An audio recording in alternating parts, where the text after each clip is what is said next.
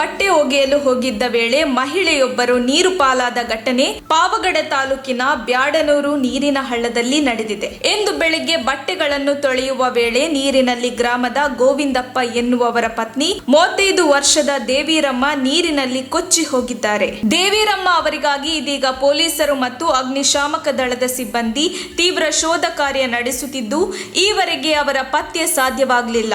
ಪಾವಗಡ ತಾಲೂಕಿನ ಬ್ಯಾಡನೂರು ಗ್ರಾಮದಲ್ಲಿ ಇರುವಂತಹ ಶಂಕರಲಿಂಗೇನ ಕೆರೆ ಇತ್ತೀಚೆಗೆ ಕೋಡಿ ಬಿದ್ದಿತ್ತು. ಈ ಹಳ್ಳದ ನೀರು ಹರಿಯುವ ಸ್ಥಳದಲ್ಲಿ ದೇವಿರಮ್ಮ ಎನ್ನುವವರು ಬಟ್ಟೆ ಸ್ವಚ್ಛಗೊಳಿಸಲು ಇಂದು ಬೆಳಿಗ್ಗೆ ತೆರಳಿದಾಗ ಈ ಘಟನೆ ಸಂಭವಿಸಿದೆ. ವರದಿ ರಾಮಪ್ಪ ಸಿಕೆಪುರ, ಪಾವಗಡ ತಾಲೂಕು. ಅಲ್ಲ ಆಳ ಇದ್ರೆ 3 ಸತಿ ಮುಳುಗಿಸ್ತು ಸರ್. ಹಾಗಾದ್ರಿ ಸರ್ ಆಗ ಅಲ್ಲಿ ಗುಣಾರ ತರ ಕಂಪ್ತಿತ್ತು ಹಾಗೈತ ಈ ಮುಂದಕ್ಕೆ ಸರ್ ಈಗ ಇಲ್ಲಿ ಮಧ್ಯದಾಗ ಮುಳುಗ್ತು ಸರ್. ಮುಳುಗಿ ನೋಡ್ದ? ಹ್ಞೂ ಸರ್.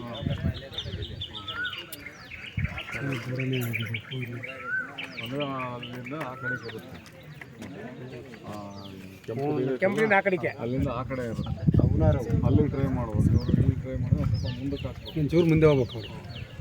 ಅದರಲ್ಲಿ ಎಲ್ಲಿ ಮುಳುಗೈತಾ ಅಲ್ಲಿಂದ ಹತ್ಲಾಗ ಟ್ರೈ ಮಾಡಿದ್ರೆ ಸಿಗುತ್ತೆ ಸರ್. ಜುಟ್ಟು ಸೀರೆ ಹಿಡ್ಕೊಂಡು ಜುಟ್ಟು ಹಿಡ್ಕೊಂಡು ಸರ್ ಜುಟ್ಟು ಜಾರೋದು ತಿರ್ಗಾಮೇಕಿಂದ ಸರ್ ತೊಪ್ಕೊಂಡ್ರೆ ಬಂದು ಹಿಂದಗಡೆಯಿಂದ ತೊಪ್ಕೊಂತು ಸರ್. ನಾನು ಮುಳುಗ್ದೆ ಮುಳುಗಿದ್ದೆ ಸರ್.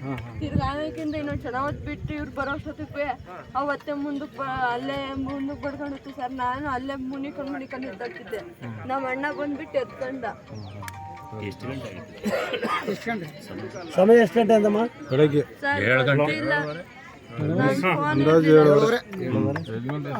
ಕುಮಾರ ಅಲ್ಲ, ಅವರ ಯಜಮಾನ